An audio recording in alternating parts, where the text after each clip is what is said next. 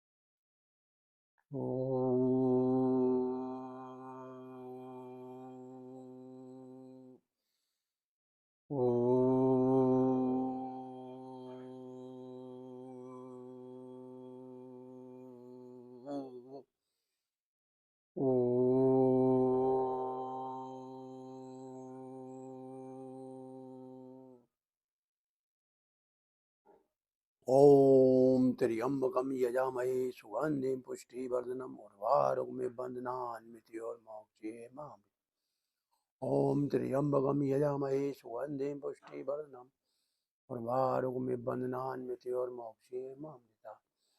ओम त्र्यंबकम यजामहे सुगंधिं पुष्टिवर्धनम् उर्वारुकमिव बन्धनान् मृत्योर्मोक्षयेमामृतात्। दिव्य नारायण से जुड़े सभी प्रेमी जनों को, सभी योगाचार्यों को, सभी योग अभ्यास करने वाले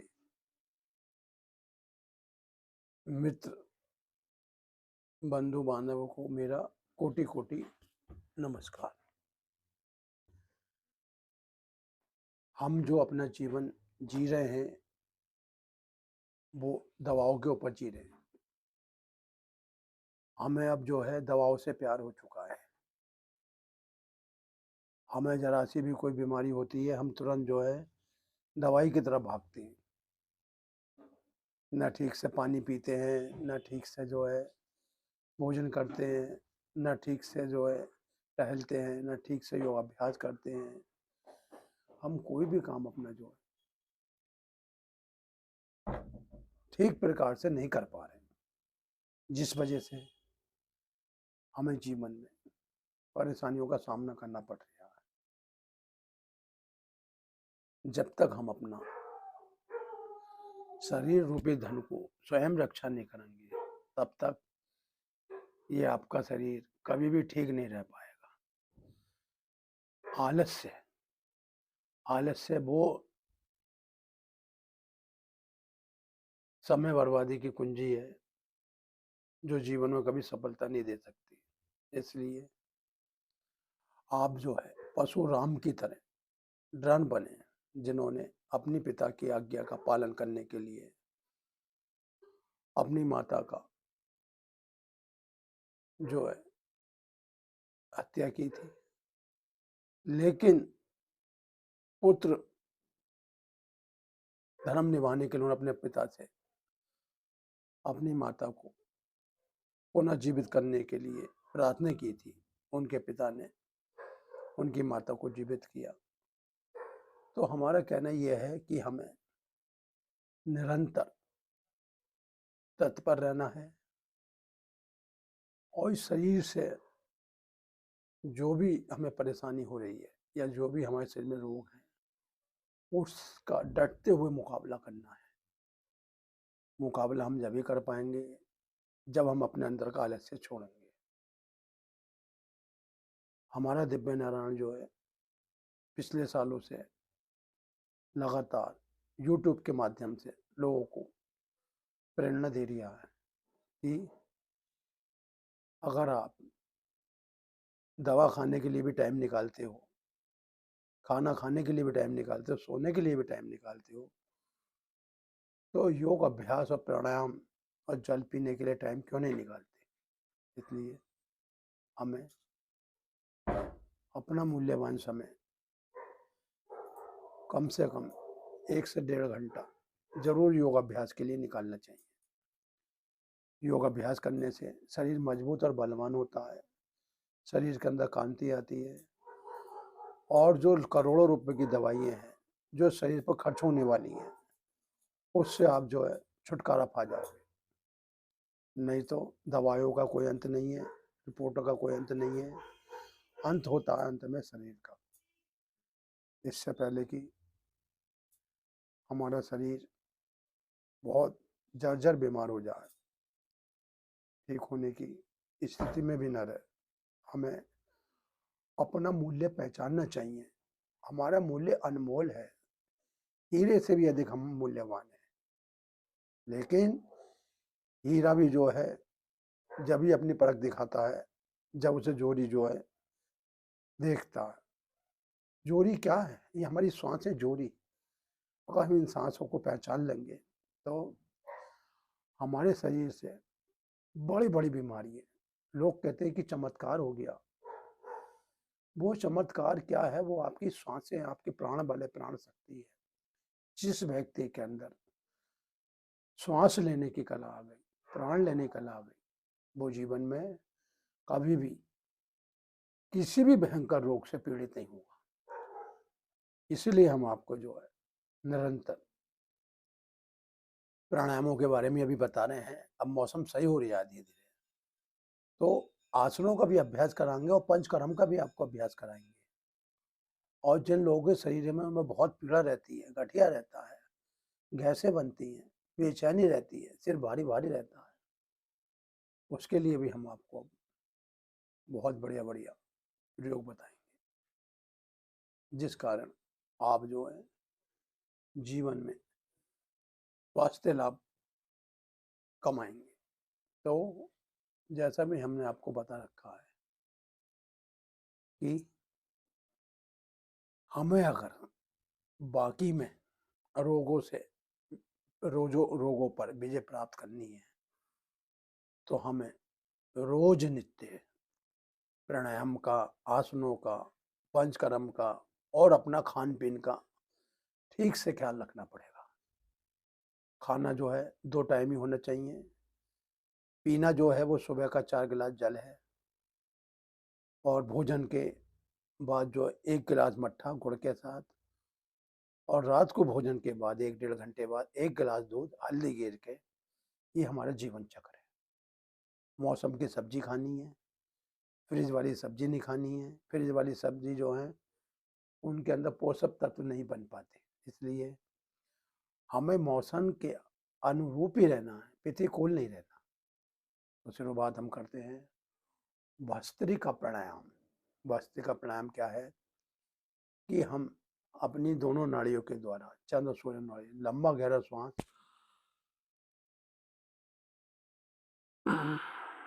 फेफड़ों तक भरते हो, छोड़ते, ये कहलाती है भस्त्रिका।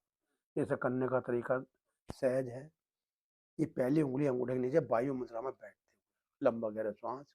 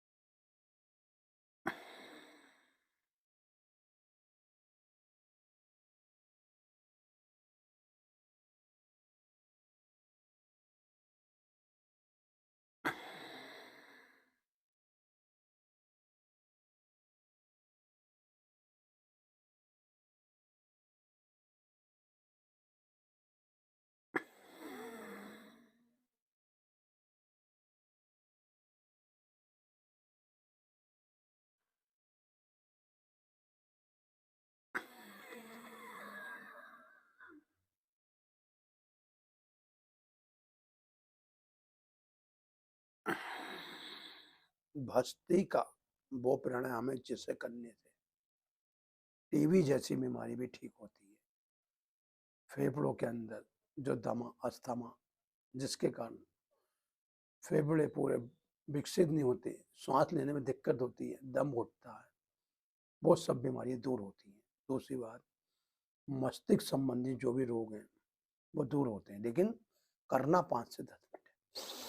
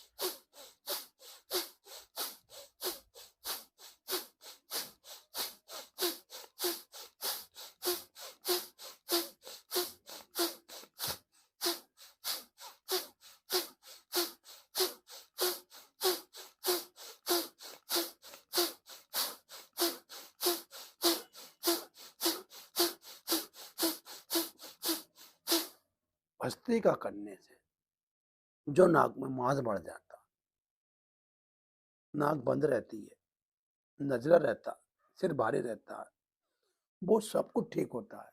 क्योंकि जो श्वास नासिका के द्वारा और होठ मीच के मुंह बंद करके ली जाती है, वो संपूर्ण शरीर को शुद्ध कर देती है, यानी कि ऑक्सीजन का लेवल कभी कम नहीं होता। एक बार फिर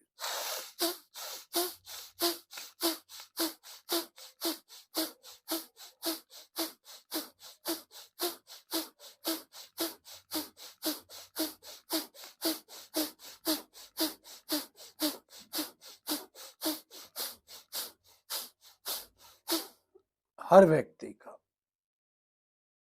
जन्म काल और मृत्यु काल निश्चित है। उससे पहले व्यक्ति को भयभीत होने की जरूरत नहीं है। अगर आज मेरी मृत्यु आनी है तो आनी है, उसे कोई रोकने वाला नहीं, और नहीं आनी है तो कोई लाख यातन कर ले, मेरी मौत नहीं होगी। ये जो रोग होते हैं शरीर में, ये बाकी में रोग नहीं है, दोष है शरीर के। कि हार्ट के सेल जो कमजोर पड़ गए, या हार्ट में रक्त गाढ़ी हो गया, या नस नाड़ी बंद हो गई, ये दोष है। और ये दोष प्राणायाम करने से 100% ठीक होते हैं। क्योंकि शरीर हमारा जो संपूर्ण शरीर है, ये प्राण शक्ति पे आधारित है। प्राण शक्ति जितनी मजबूत और बढ़िया रहती है शरीर के अंदर, उतना ही जो है रोग अंदर प्रवेश नहीं कर पाते। एक बार फिर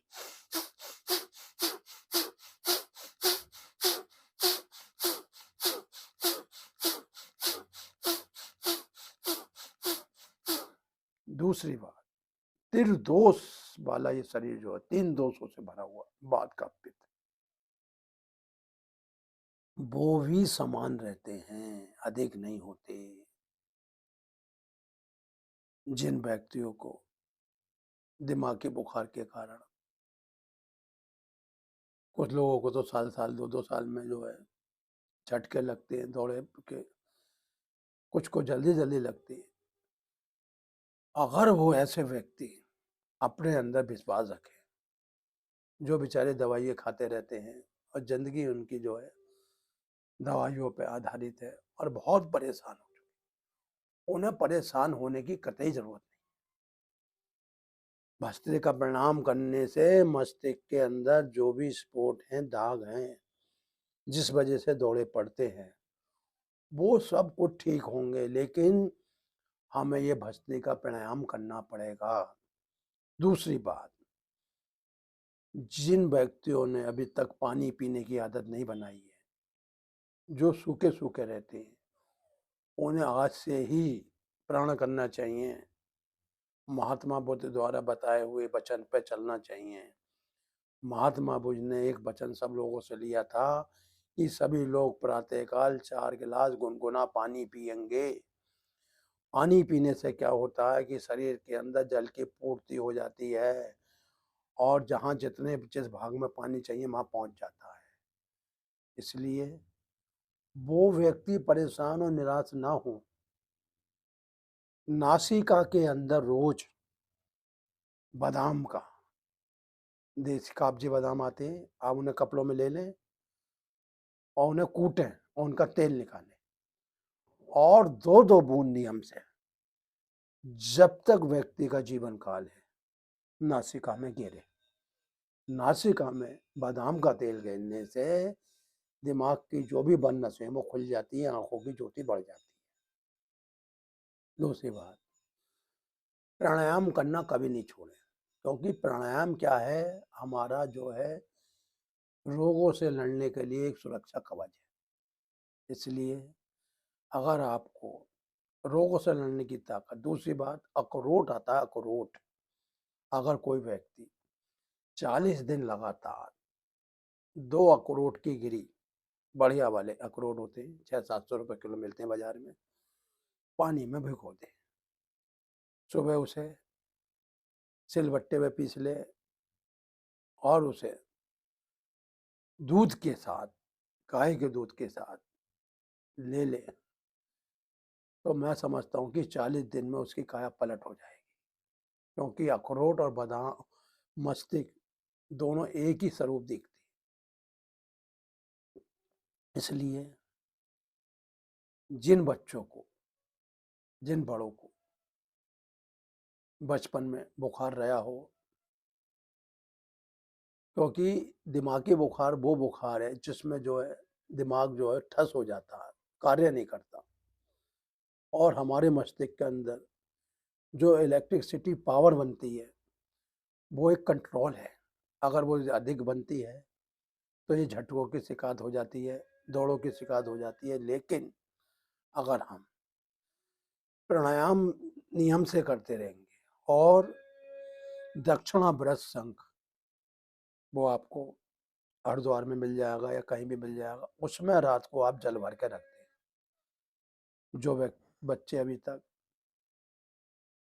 बोलने में दिमाग से परेशान हैं, वो आप जो है जल शंख में भर कर रख दें और सुबह नाश्ते से पहले बच्चे हों, व्यक्ति हों, जो भी हों, उन्हें रोज पिलाएं। और ये क्रम तोड़ना नहीं है, ये क्रम लगातार चलेगा तो दिमाग भी मजबूत हो जाएगा और दौड़े संबंधित जो भी दिक्कतें हैं वो दूर हो जाएंगी।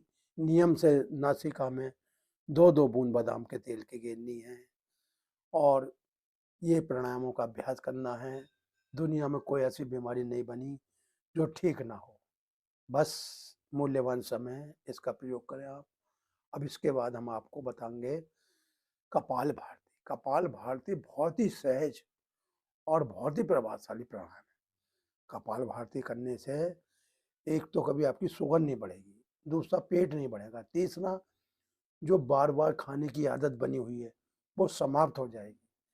क्योंकि भूख अंदर इंद्रियों को लगती है और जब इंद्रियों को संतुष्टि मिलेगी तो जीव कभी भी अधिक भोजन नहीं करेगा।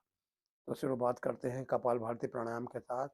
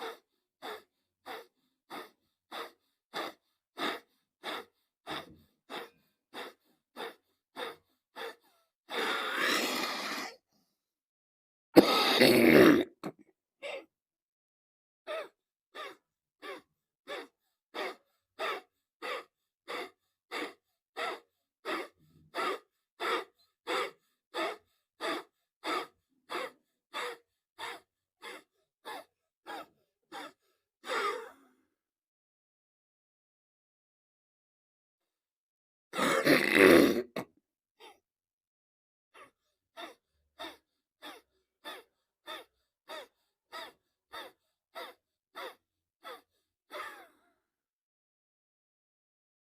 भाती करने से गले संबंधित जो भी बीमारी है वो ठीक होती है, चाहे टॉन्सिल हो या थायराइड हो, कुछ हो। क्योंकि गला जो है हमारा, ये मुख्य है। इसी के द्वारा जो भी हम खाते पीते हैं वो हमारे आमाशय में होता हुआ और पाचन रस बनाता हुआ और शरीर के अंदर रक्त का बनाता हुआ अशुद्ध जो भी चीज है फिर वो बाहर आती है। लेकिन जाने का रास्ता ये मुख ही है। प्राणवायु नासिका के द्वारा ठंडी गर्म नाड़ी के रूप में शरीर में नस नाड़ियों को शुद्ध करती है। तो ईश्वर ने हमें कितना अनमोल खजाना दिया है, लेकिन हम उसे पहचान ही नहीं पा रहे। हम जो है अपने पे अविश्वास करके बैठे हुए हैं और अपना मूल्य नहीं पहचान रहे, जिस कारण हमें जो है औरों के सामने गिड़गिड़ाना पड़ता है। हमें जो है खुद ही इतना बुलंद होना है कि हमारा ईश्वर, हमारा नारायण हमसे कहे कि बताओ आपकी क्या मर्जी है। इसलिए आप अपने भरोसा रखो। असत्य जो है कभी जीत नहीं सकता और सत्य कभी हार नहीं सकता। जहाँ देखने में असत्य कितना भी भारी हो, कितना भी प्रबल हो, रावण जैसा महाज्ञानी महापंडित जिसके पास 9 ग्रह, यमराज,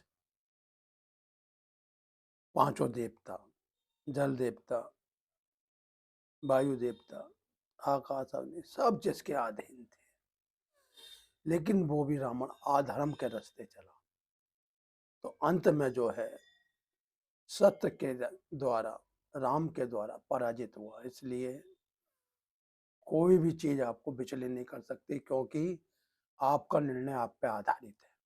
इसलिए डरो मत, भयभीत मत हो। जो होगा महाकाल की कृपा से होगा, शिव की कृपा से होगा, नारायण की कृपा से होगा। बस महाभारत युद्ध की तरह आप अपना कर्म योग करो। कर्म योग करोगे तो जीवन में कभी भी तुम्हें कठिनाइयों का सामना नहीं करना पड़ेगा और कभी आपकी हार नहीं होगी। एक बार फिर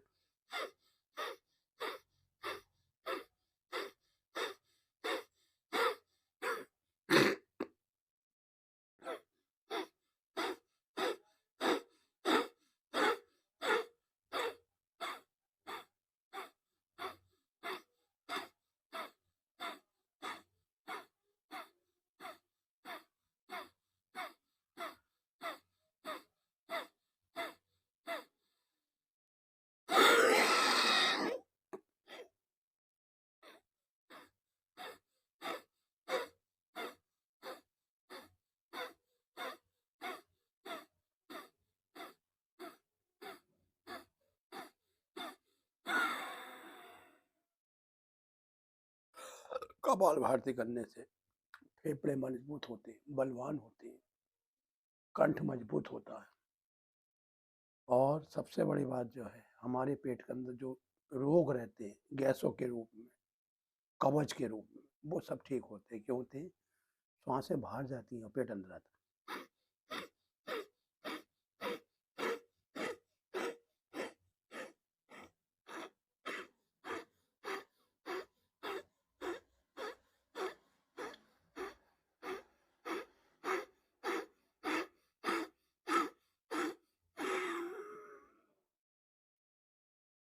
जो व्यक्ति 10 मिनट से लेकर आधा घंटे तक कपाल भारती करता है तो उसकी फिटनेस ऐसी रहती है बिल्कुल जैसे कि वो युवा है। अब इसके बाद बाह्य बंद। बाह्य बंद में क्या है? सोच जाने की इंद्री का संकुचन करना मूल बंद, पेट अंदर खींच के रोकना उड़ियान बंद, थोड़ी कंठ से लगाना जलंधर बंद। और ये बारी बारी करेंगे, बाद में जब ये हमारे सिद्ध हो जाएंगे तो हम तीनों एक साथ करेंगे। कैसे?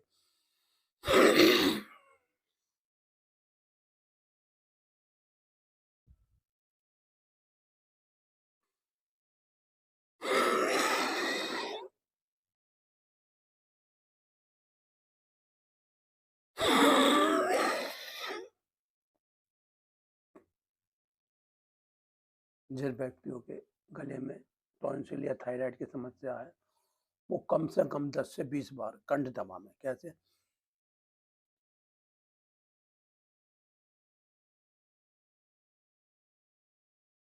10 सेकंड, 20 सेकंड रोक के रखना। एक बार फिर देखें। कभी गले की नसें जाम नहीं होंगी, गर्दन में कभी कोई परेशानी नहीं आएगी। आराम से आप जो है, देखो, कोई भी शरीर की नस नाड़ी है, कब काम करना नहीं बंद करती, जब हम उसका इस्तेमाल नहीं करते। लेकिन जब हम गर्दन घुमाएंगे, आंखें घुमाएंगे, फिर ऊपर नीचे करेंगे, हाथों को नो करके करेंगे, नो करके मोड़ेंगे, इन्हें घुमाएंगे, आगे पीछे करेंगे, तो हमें जीवन में कभी भी बात रोग नहीं होगा। बात रोग बड़ा बुरा रोग है कि अगर कंधे में दिक्कत आ गई तो कंधा जो इतना ही उठता है, पूरा हाथ नहीं जाता। क्यों नहीं जाता? कि नसें सुखड़ चुकी हैं। नसों को अपनी जगह लाने के लिए ये ऋषियों ने अभ्यास बताया है, और इस अभ्यास के द्वारा हम जो है अपने को स्वस्थ कर सकते हैं। अब इसके बाद अनुलोम विलोम।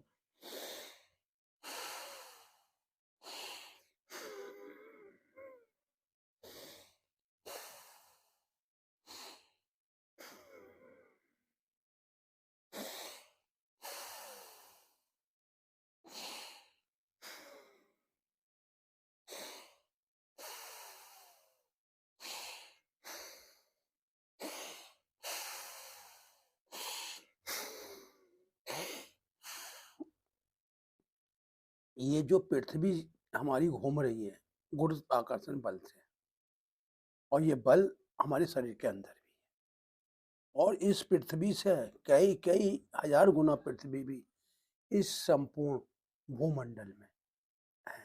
लेकिन हम इस धरती पे रह के सोचते हैं कि इससे ऊपर कुछ नहीं है। इस संसार में बहुत कुछ है, लेकिन आप करोगे जब।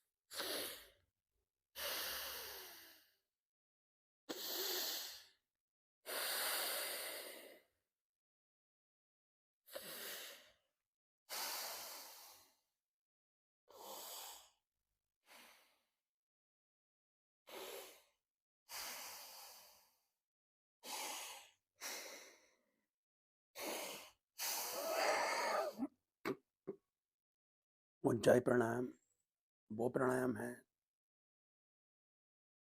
अनुलोम प्राणायाम वो प्राणायाम है जिसे करने से हमारे शरीर के अंदर 72 करोड़ 72 लाख 10,210 नाड़ी हैं, जो वात कपित्त के कारण दोषी हैं, उनका दोष निकल जाएगा और सारी की सारी नस नाड़ियाँ खुल जाएंगी एक बार में।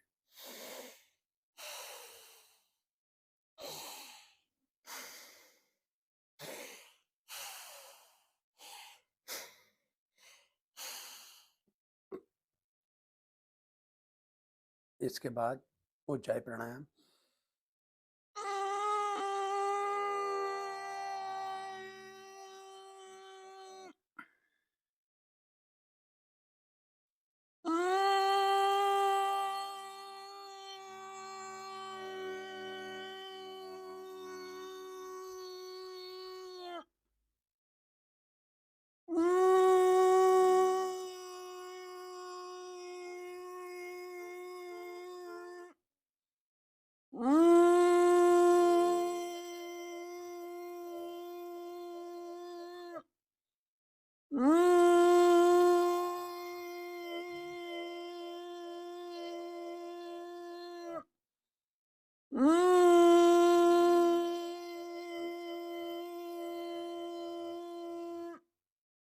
छूट जाए प्राणायाम करने से।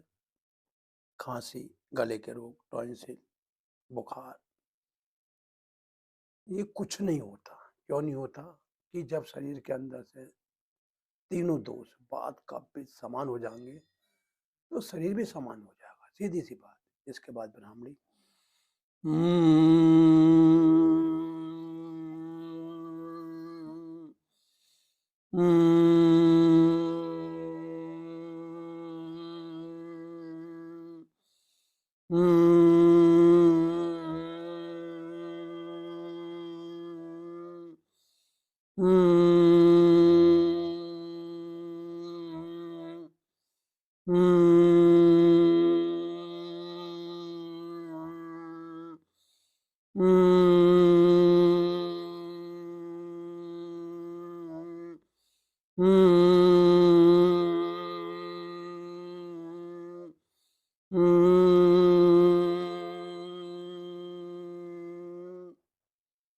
ब्राह्मणी प्राणायाम। ब्राह्मणी प्राणायाम करने से जिन लोगों को रात को नींद नहीं आती है,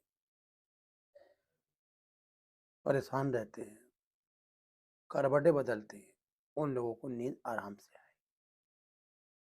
अब इसके बाद हम आपको कुछ महत्वपूर्ण आसनों के बारे में बता रहे हैं जिन्हें करने से आपको जीवन में चमत्कारी लाभ मिलेंगे। तो नंबर 1 शुरुआत करते हैं वज्रासन से। ये जो वज्रासन आप देख रहे हैं, ये हमने जो घुटने मोड़ के बैठ गए हैं और इसे करने के क्या लाभ है। वज्रासन जो है वैसे तो रोज प्रातःकाल योग अभ्यास के साथ करना चाहिए, लेकिन विशेष फायदा इसका अगर हम भोजन करने के बाद इस आसन में 5 से 10 मिनट बैठते हैं तो जो हमारा भोजन है, जो हमने भोजन खाया है, वो शीघ्र पचेगा। दूसरी बात, बवासीर, पाइल्स की जो भी जिन लोगों को समस्या है या रहती है या नहीं हुई है, अगर वो इस बीमारी से बचना चाहते हैं तो भोजन करके दोनों समय सुबह शाम आप इस वज्रासन में बैठे। तीसरी बात, जो हमारे शरीर के अंदर 7 चक्र हैं, मूलाधार से लेकर और सहस्रार, इसमें क्या होता है कि मेन चक्र जो है वो मूलाधार है। मूलाधार चक्र विकसित होता है और इंगला पिंगला नाड़ी जो जिसे चंद्रसूर्य नाड़ी कहते हैं, उनका जो मार्ग है वो सरल हो जाता है। दूसरी बात, जिन लोगों को घुटने में दिक्कत रहती है या बात रोग अधिक रहता है, अगर वो इस वज्रासन में बैठते हैं तो बिल्कुल फिट हो जाएंगे। दूसरी बात, इसी आसन में बैठे बैठे साष्टांग आसन भी आप कर सकते हैं। वो कैसे कर सकते हैं कि ये जो हमारी स्थिति देख रहे हैं आप, हमने हाथ ऊपर उठा लिए हैं और धीरे धीरे नीचे करके माथा जमीन पर लगा दिया। श्वास भरते हुए ऊपर उठ गए और श्वास छोड़ते हुए नीचे उठे।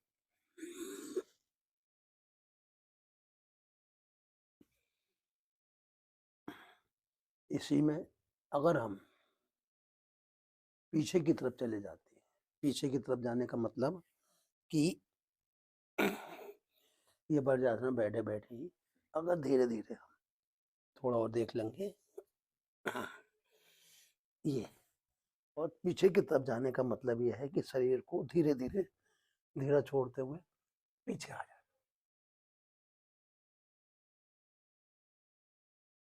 और धीरे धीरे हथेली की मदद से आप उठ के बैठ गए। तो क्या होता है कि सुप्त वज्रासन करने से जो ब्लड प्रेशर है, खून का दौरान है, वो सामान्य रहता है। न बीपी हाई हो न लो। एक बार फिर देखें, धीरे धीरे हम पीछे गए और छोड़ दिया धीरे और लेट गए। 1 मिनट, 2 मिनट, 3 मिनट, 4 मिनट, जब तक आप सुविधानुसार, और कोने की मदद से उठ गए।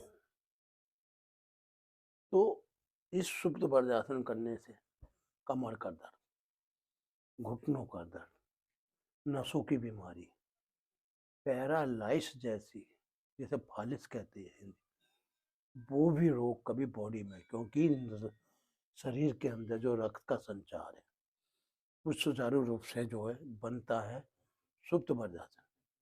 इसी में बैठे बैठे अगर हम इन पैरों को यूं करके फैला लेते हैं और ये दोनों अंगूठे पकड़ लेते हैं। पहली बात तो बहुत लोगों को पकड़े नहीं जाते, घुटने उठ जाते हैं। ये घुटने नहीं उठने, ये पकड़ लिया और श्वास छोड़ दी और धीरे धीरे अभ्यास करते हुए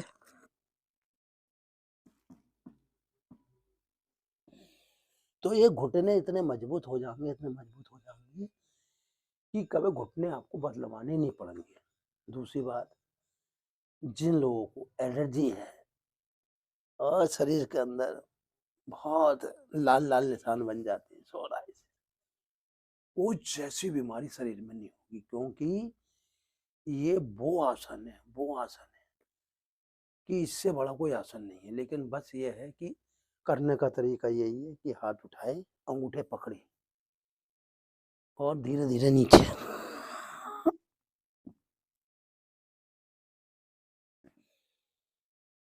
इसके पश्चात जो मुख्य आसन है वो मैं आपको बता रही हूँ।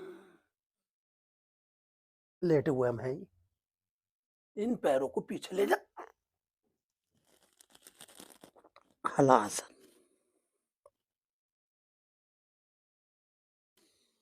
हलासन करने वाले का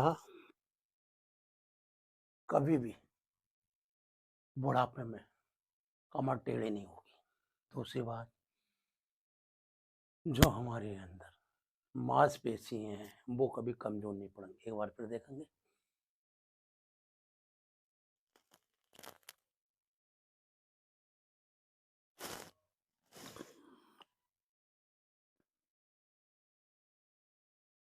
हलासन करने से जो बच्चों की हाइट कम है, हाइट बढ़ जाएगी,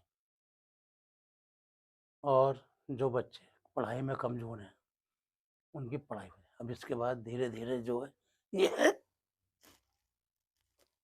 सुप्त वज्रासन। सुप्त वज्रासन करने से मेगा शक्ति मजबूत होती है।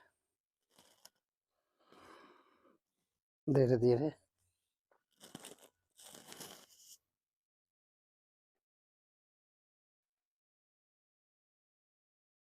एक बार फिर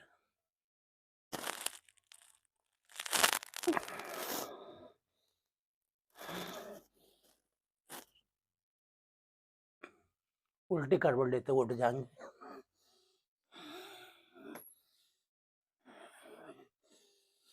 हमें रात को भी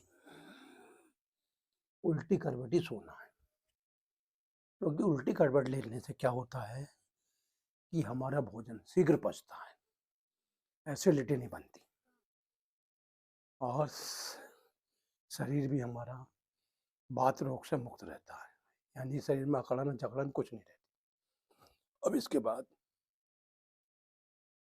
ओम का जाप।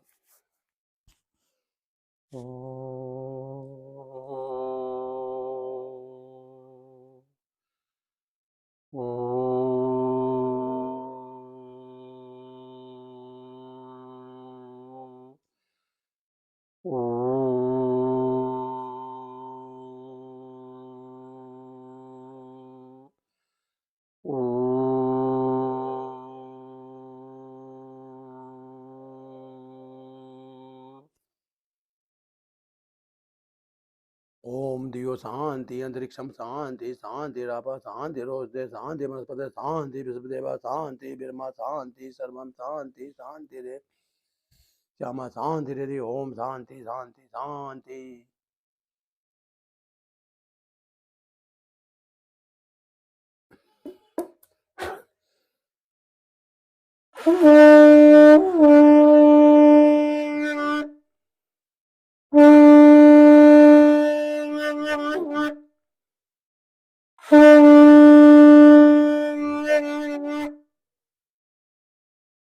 दिव्य नारायण से जुड़े सभी मित्रों से